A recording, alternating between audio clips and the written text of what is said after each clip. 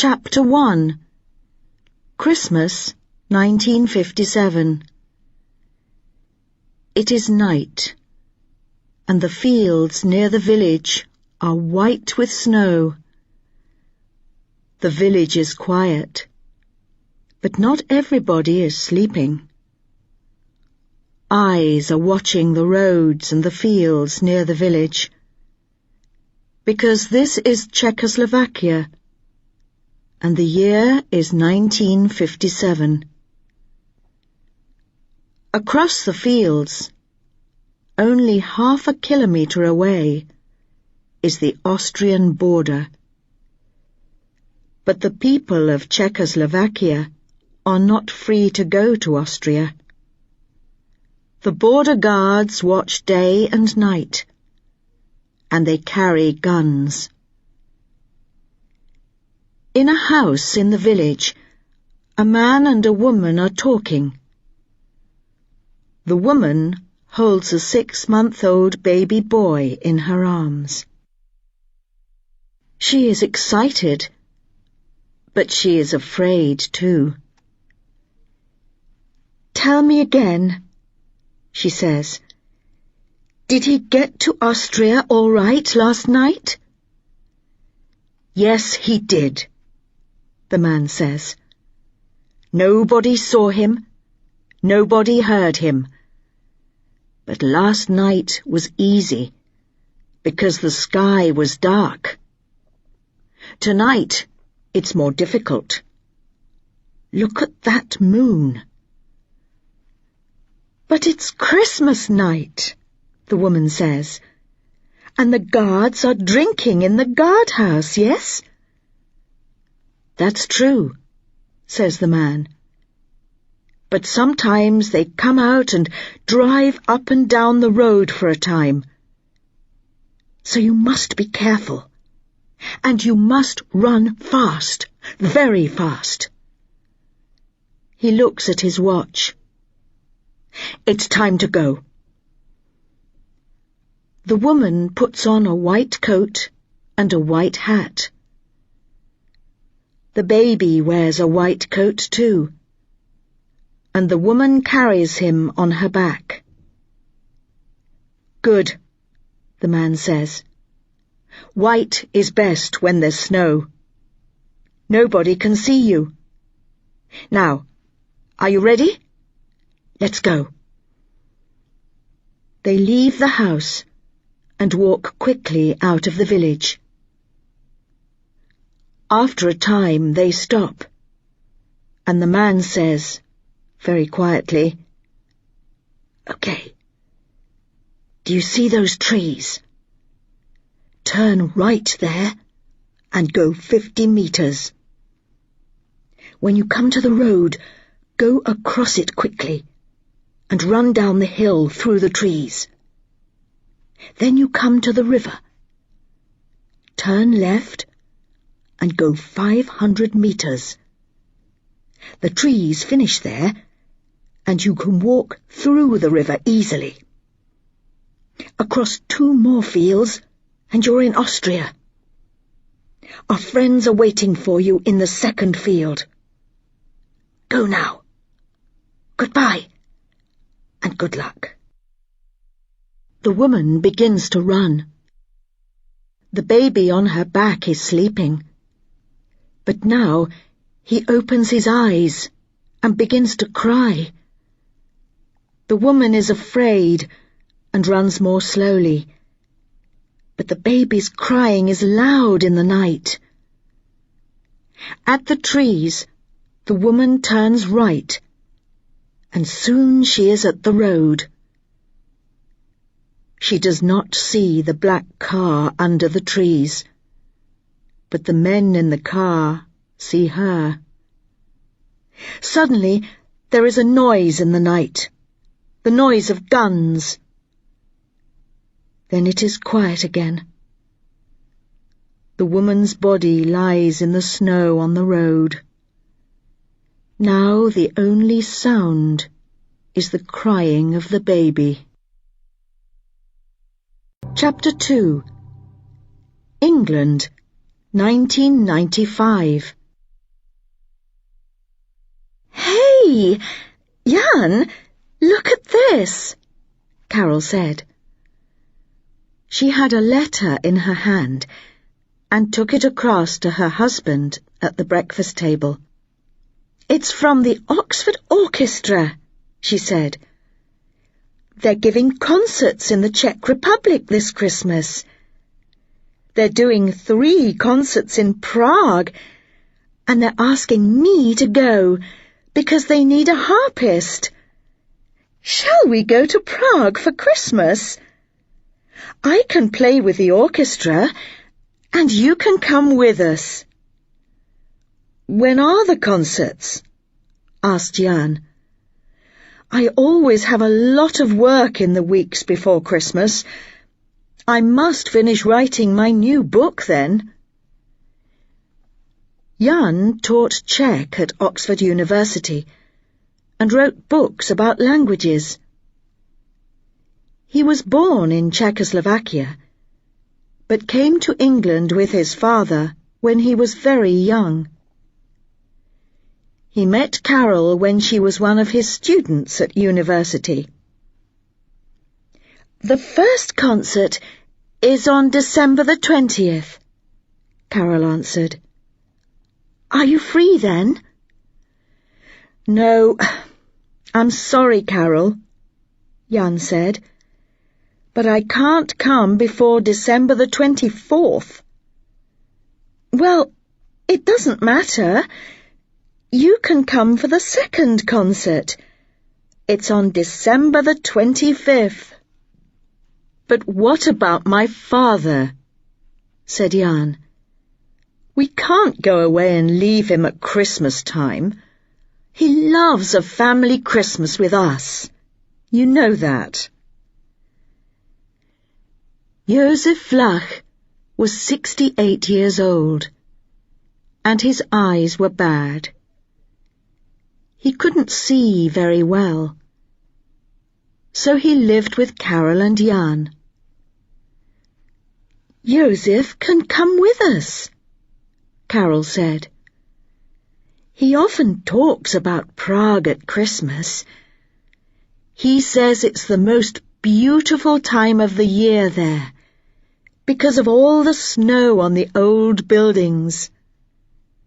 I know, said Jan, but he only talks about Prague. He never wants to go there. Every time we ask him to come with us, he says no. I don't know why, but I think it's because of my mother. When he thinks about Prague, he remembers her. You know, sometimes he cries when he looks at his photo of her, after all these years. Just then, the door opened, and Jan's father came slowly into the room. "Good morning," he said, and sat down at the table. "Is there any coffee?" "It's cold now," said Carol. "Shall I make you some more?" "Thank you, my dear," he answered. "You're very good to me." Carol went out for some coffee. Jan looked at his father carefully. I must ask him now, he thought, while Carol is out of the room. "You're very quiet, Jan," said the old man. "Is something wrong?" No, said Jan quickly. "Nothing's wrong. It's just... I want to ask you a question, but it's difficult." Jan stopped. His father smiled. "Difficult? Why is it difficult? Are you afraid of an old man?" "Of course not," said Jan. "But I am afraid of your answer." You see, Carol wants to go very much.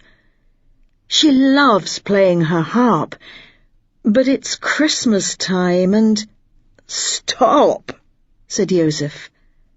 "What are you talking about? Where does Carol want to go at Christmas?" "To Prague," said Jan. "And I would like to go with her. We want you to come too." "Ah," said the old man. "To Prague. I understand now." The room was suddenly very quiet. Jan drank his cold coffee and waited. The old man took something out of his pocket. It was a photograph of his dead wife, Jan's mother. He spoke very quietly, not to Jan, but to the photograph in his hand. "Perhaps now, before I die, just once, I can go back again." Carol came back with some hot coffee. She looked at Joseph, then at Jan. "Shh. He's thinking about Prague," Jan said quietly. Carol put the coffee on the table and sat down.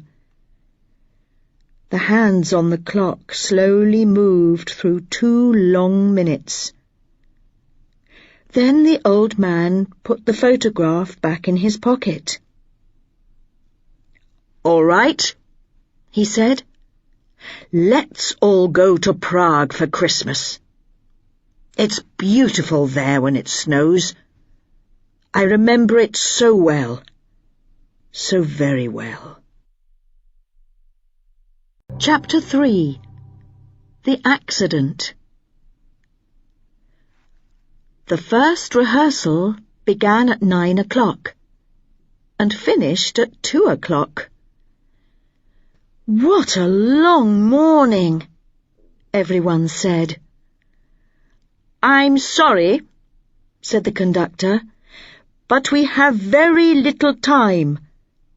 The first concert is tomorrow night, and a lot of important people are coming, so we must play well.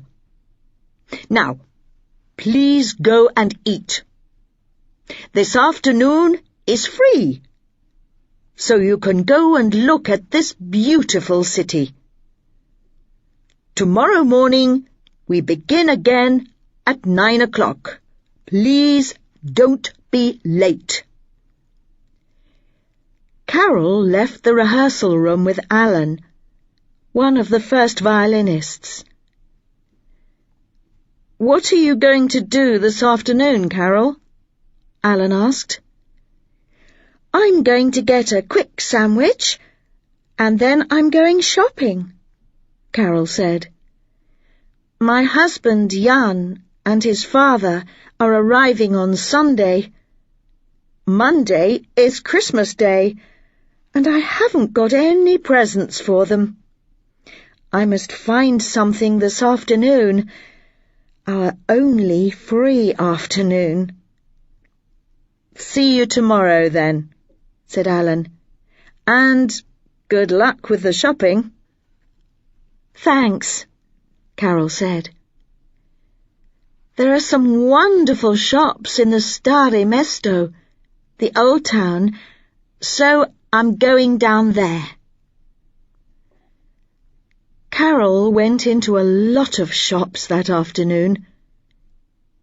In the end, she got a book for Jan and a picture for his father. When she left the old town, it was nearly dark. It was very cold, so she walked quickly through the streets back to her hotel. There were Christmas trees in all the shop windows, and the city looked beautiful. There was a lot of noise, too. People, cars, taxis, buses. Everybody's doing their Christmas shopping, Carol thought.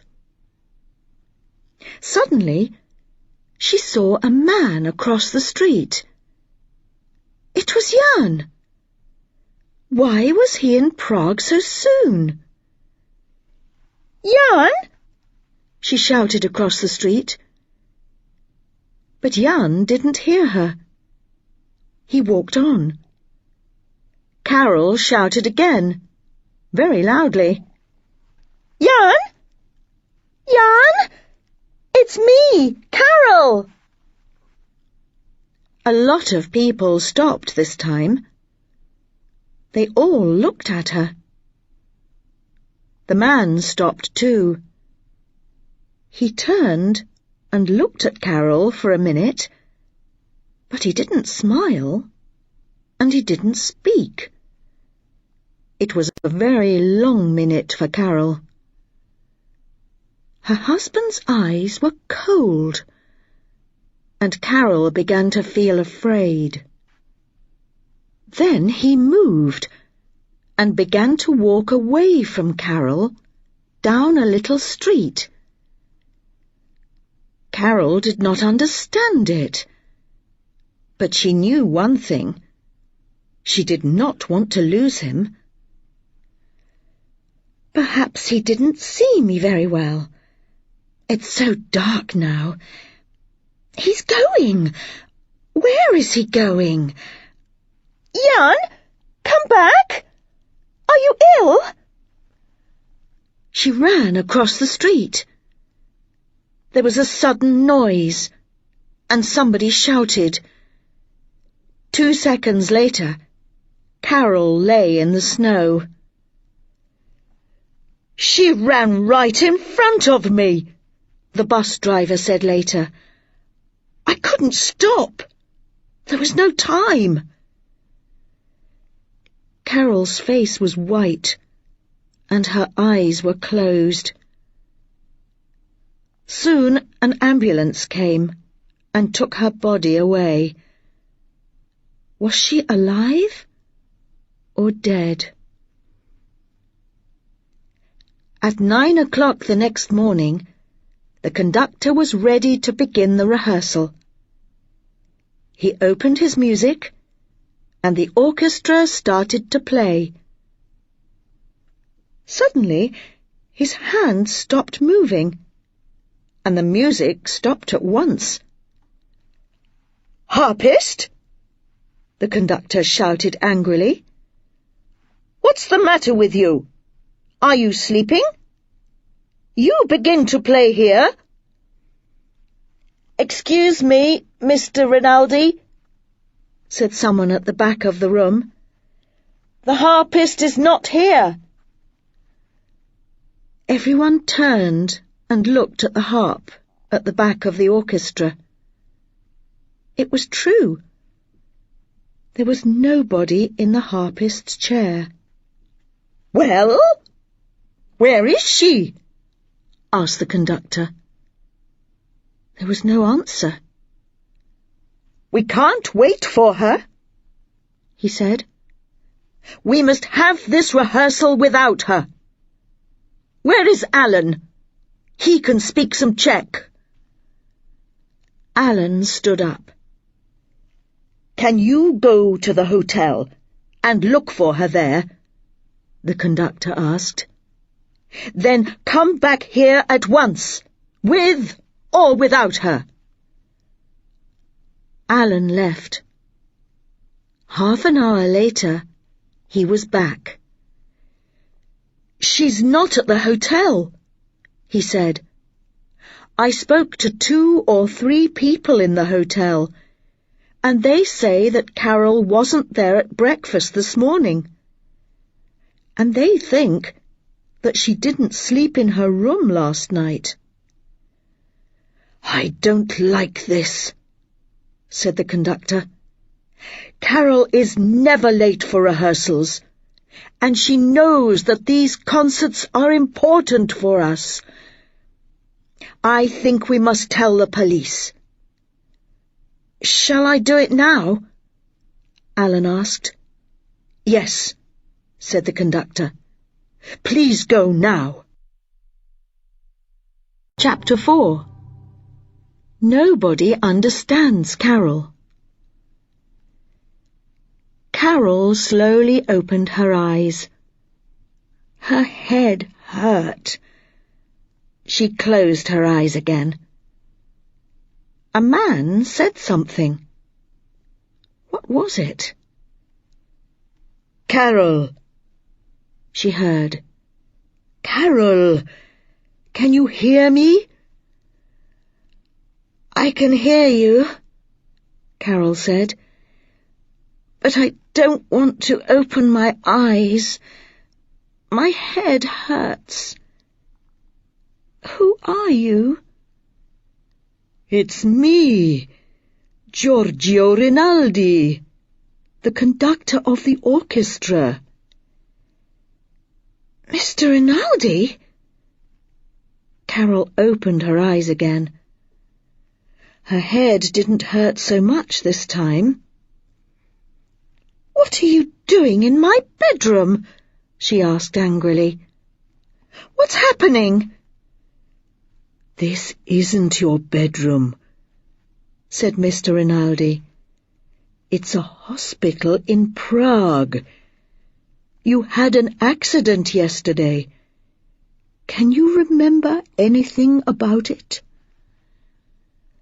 Suddenly, Carol remembered everything. The old town, the Christmas trees in the shop windows, Christmas presents, Jan. Jan! She sat up. "Jan! Where's Jan?" she asked Mr. Rinaldi. "Please, Mrs. Vlach," said a woman quietly, "don't get excited. Lie down again." Carol turned her head. It hurt again. Near the door of the room, she saw a woman in a white coat. A doctor. "But I must see Jan," Carol said. "Where is he? I must find him. I can't. Oh, dear." She put her hand to her head. "Who's Jan?" the doctor asked Mr. Rinaldi quietly. "Her husband," he answered. He took Carol's hand. "Listen. Your husband is coming. We told him about the accident. He's on a plane from London now." "On a plane? Why? He's here in Prague. I saw him in the street, near the old town. I called out to him, and he saw me, but he didn't stop. He just walked away from me. Please find him, please. I must talk to him, I must." The doctor moved nearer to the bed. "Jan is coming soon, Mrs. Vlach," she said. "Please don't get excited. It's not good for you. Now, lie down again and close your eyes. You must sleep, and I know you're feeling very tired." Carol lay down and closed her eyes. The doctor was right. She was tired. But why didn't they listen? Why didn't they understand? Jan was in Prague, and she must find him, talk to him. The doctor looked at Mr. Rinaldi and spoke very quietly. "Let's leave her now, please. She needs to sleep. You can come back later." Mr. Rinaldi and the doctor left the room. They closed the door quietly, and then looked at Carol through the window in the door. "She's going to be all right," said the doctor. "She just needs to sleep for a time. There's nothing wrong with her." "Yes, there is," said Mr. Rinaldi. "She thinks her husband is in Prague. But I spoke to him on the telephone 3 hours ago, and he was in Oxford. I'm afraid she's ill, very ill."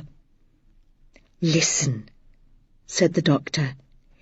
"She had a bad hit on the head in the accident, but she didn't break anything, and her head is all right. We looked at it very carefully. She's going to be okay after a good sleep." "But all this talk about Jan, her husband," said Mr. Rinaldi. "What about that?" "Yes, she's confused about that, it's true. But she remembers her name. She knows you. And she understands that she's in hospital. All this is very good. Now, what about you, Mr. Rinaldi? It's a difficult time for you too, because of your concerts. I understand that. But please go away now. Eat something. Have a sleep. Then come back later this afternoon. You can't do anything now." "All right," said Mr. Rinaldi. But he was not happy. "Poor Carol," he thought. "And my poor orchestra. How can I find another harpist before tonight's concert?" Chapter 5. Some visitors for Carol. 2 hours later, a tall man arrived at the hospital. He asked to see the woman in yesterday's street accident. He didn't know her name. The doctor came downstairs. "Who are you?" she asked the man. "My name is Pavel Brichter. I saw the accident, and I called the ambulance. Is the woman all right? I just wanted to know that. I was afraid she was dead." The doctor smiled. "Would you like to see her? She's much better now." "Yes, please," answered Pavel. "Then come with me." They went upstairs in the lift and walked along to Carol's room. At the door they stopped and looked in through the window. "She's sleeping," said the doctor. "But she looks well," said Pavel. "Yesterday she looked so white. I was afraid for her." Just then, Carol opened her eyes and saw a man through the window in her door. She sat up. "Jan!" she shouted. "Jan!" "Oh dear," the doctor said. "Not again." "She hit her head in the accident, and she's confused about some things. She thinks that you are her husband from England." "Shall I go?" asked Pavel. "Perhaps it's better. Yes," answered the doctor. She went into Carol's room and closed the door. Pavel walked slowly back to the lift. Then the lift door opened and a man ran out with some beautiful red flowers in his arms. He looked at the numbers of the rooms and then went quickly into Carol's room. He didn't see Pavel, but an older man came slowly out of the lift next. He saw Pavel and stopped suddenly. Pavel stopped too. "I'm sorry," said the old man. "My eyes aren't very good. I thought... You see, you look..." "Yes, I know," said Pavel. "I saw your friend." "He's not my friend. He's my son. Please tell me, what is your name?" "Pavel Brichter." The old man looked very afraid. His face went white, and his mouth opened and closed, but he said nothing. Now Pavel was afraid. "You don't look very well," he said. "Would you like to sit down? And shall I call a doctor? There's a doctor in this room here." "Please," said the old man. "My son is in that room. Please take me to him." Pavel took the old man's arm. In Carol's room, Jan put the red flowers on the bed and took his wife's hands. "Oh, my love, are you all right?" he said. "I can't understand it. Why did you run in front of a bus? How did it happen?" Carol didn't answer his questions. "Jan?" She looked up into his face. "You are Jan? Tell me that you're Jan." "Of course I'm Jan. What are you talking about?" The doctor came up to the bed. "Wait a minute," she said. "You told me that your name was Pavel Brichter. Are you Mrs. Vlach's husband, or not?" Just then, Carol looked behind Jan. She saw Pavel with Jan's father through the window of her door. Her eyes got bigger and bigger. "Who is that?" she said. Jan and the doctor turned and saw Pavel. "My God," said Jan. "I don't know." The doctor looked back at Jan's face. "Two men, but only one face," she said quietly. Then Jan's father opened the door of Carol's room, and the two men came in. Jan stood up. He looked at his father. "Who is this man?" he asked. "His name is Pavel Brichter," answered his father. "Please, bring me a chair and some water. I need to sit down before I can answer your question." Jan got a chair for his father, and the doctor gave him some water. Then she left the room quietly. Chapter 6. Who is Pavel? The old man drank some water and looked up. "Pavel," he said, "I must ask you to look at this photo." He put his hand in his pocket and took out a photograph of a young woman. "Do you know this woman?"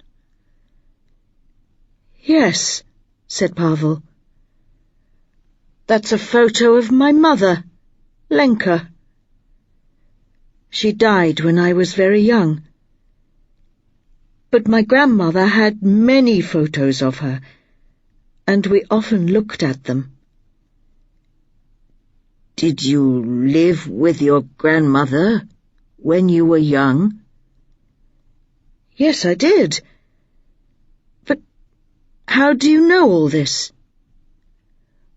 "Because," said Joseph, "Lenka was my wife." "Dad, what are you saying?" said Jan. Joseph looked at Jan. "My boy, don't be angry with me. I didn't tell you many things about your mother. Perhaps I was wrong, but I wanted to forget. Not to forget your mother, only to forget that terrible night in 1957. Jan, this man, Pavel, is your twin brother. You can see that it's true. Look at your faces." Pavel looked at Jan. "So I have a brother," he said. "My grandmother never told me that." Jan smiled. "And my father, our father, never told me about a twin brother." He turned to Joseph. "Dad, why didn't you tell me?" "It's a long story," said the old man. "It begins many years ago, when a young man went to Prague University. He was there for 7 years, and in his last year he met a beautiful young woman." His eyes turned to the photo. She was so beautiful. Of course, the young man fell in love with her, and they got married in 1956. But things were difficult in Prague then. People were not happy, and they were not free. Lenka and I, and a lot of our friends, wanted to change things. But it was dangerous work. The Russians knew about us, and they watched us all the time. Then you 2 boys were born on a wonderful day in June 1957. "But you went away," Pavel said angrily. "Your wife died, and you left the country.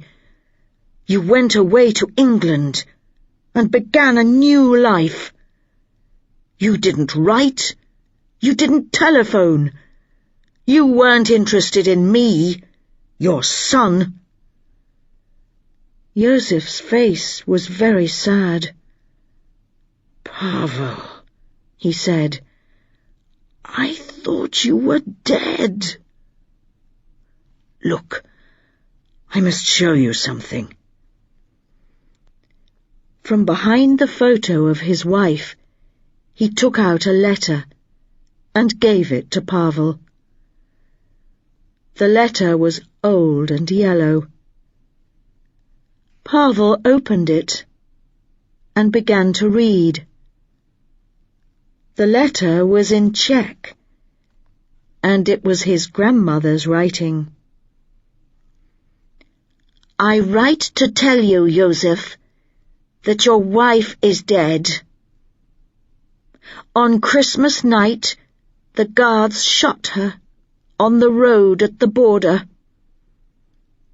She carried Pavel, your baby son, and my grandson, on her back, and the guards shot him too. Your wife and your son are dead. Your friends came and told me yesterday. You have Jan and a new life in England. And what do I have? Nothing. You took one grandson away from me, and now my daughter and little Pavel are dead because of you. Don't write to me, and don't come back to Prague. I never want to see you or hear from you again. Stanislava. Slowly, Pavel put the letter down. "I understand now," he said quietly. "What a terrible letter! How could she do that to you? And to me?" Stanislava loved her daughter very much, Joseph said sadly. She loved you too, and didn't want to lose you. I see that now. But she never liked me. And after that letter, how could I go back to Prague? You were dead. Lenka was dead. He put his face in his hands. The room was very quiet. Then Pavel put his hand on his father's arm. "Stanislava is dead now," he said. "You and I can begin again." He smiled. "And learn to be father and son." Joseph's face was wet with tears. He put his hand over Pavel's hand and smiled back at him, but he could not speak. Now there were tears in everybody's eyes. After a minute or two, Jan said, "Dad, I know it's difficult for you, but can you tell us about that Christmas in 1957? How did it all happen? I'd like to know." "Yes," said his father. "You and Pavel must know." He turned to Pavel. "But what did Stanislava tell you?" "Very little," Pavel said. "She never wanted to talk about it. She told me that my mother died in hospital, and you went away to England. That was all." "I can understand that," said Joseph. "Poor Stanislava. She lost her daughter because of me. And she never liked our work for freedom, you see. She didn't understand. She just wanted a quiet family life." "Christmas, 1957, said Jan. "Yes," said Joseph. "In October and November of that year, things got more and more dangerous for Lenka and me. Our friends told us, 'Leave before the Russians get you. Get away to Austria and then to England.' We didn't want to leave Czechoslovakia, of course. It was our home. But we couldn't stay. Our friends helped us, and Jan and I got across the border on the day before Christmas, December the 24th. It was night. There was no moon, and we got to Austria all right, through the fields and the snow. But the next night— December the 25th, said Pavel. My grandmother told me the day. My mother died in a hospital bed in Prague, she said. Lenka died in the snow, on the road at the border, Joseph said. She was so near Austria, so near us, with you, Pavel, on her back. The old man's voice stopped, and again he put his head in his hands. Chapter 7. The music must come first. For some minutes, nobody in the rooms said anything. They looked at the old man in his chair, and they all thought about a snowy night in 1957. Then Pavel turned to Jan. Let's forget 1957 for now, he said quietly. For me, this is a wonderful day. I have no family in Prague. My grandmother died many years ago. But now I have a brother, a father. He looked at Carol in her bed and smiled. And her sister. Why did you come to the hospital to see me? Carol asked. You had an accident because of me, Pavel said. I knew that. You called to me and shouted, and then ran to me across the street, right in front of a bus. I didn't understand why, but I wanted to know that you were all right. Jan looked at Carol too. And are you all right, my love? I'm sorry. I forgot about you.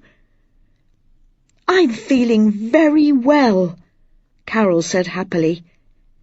Now I understand everything, so I feel much better. My husband is my husband again, and we have a new brother. Oh, but there is one thing. She looked at her new brother. Why is your name Pavel Brichter and not Pavel Vlach? The old man moved in his chair. Her name was Lenka Brichter, he said quietly, before she married me. Yes, Pavel said. He looked at Carol. You see, my father didn't want me, I thought. So I didn't want my father's name, and when I was older, I changed it and took my mother's name. He turned to his father. I was an angry young man then, but now— No, said Joseph.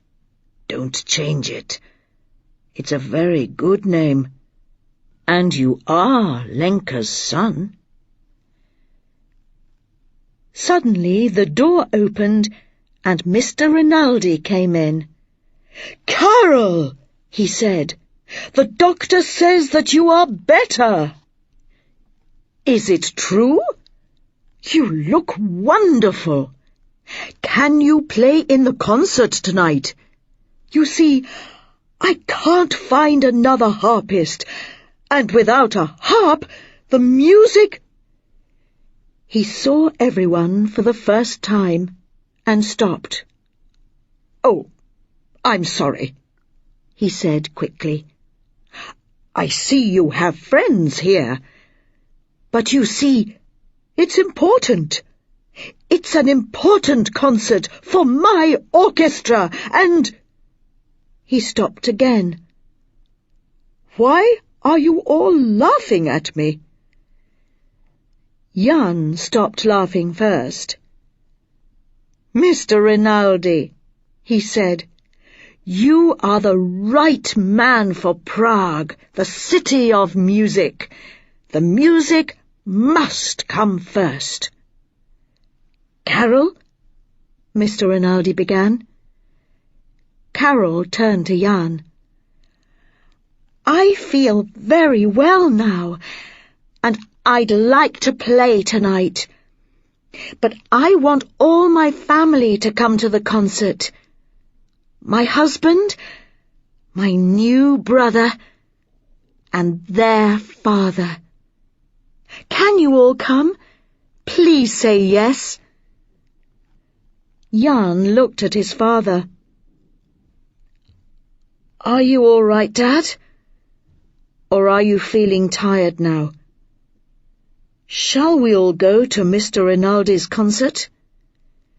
"Free tickets, of course, for all Carol's family," said Mr. Rinaldi quickly. "Christmas music in Prague again," Joseph said slowly. "And with my 2 sons. Wonderful, wonderful." He smiled happily at Jan and Pavel. "How can we say no?" he asked.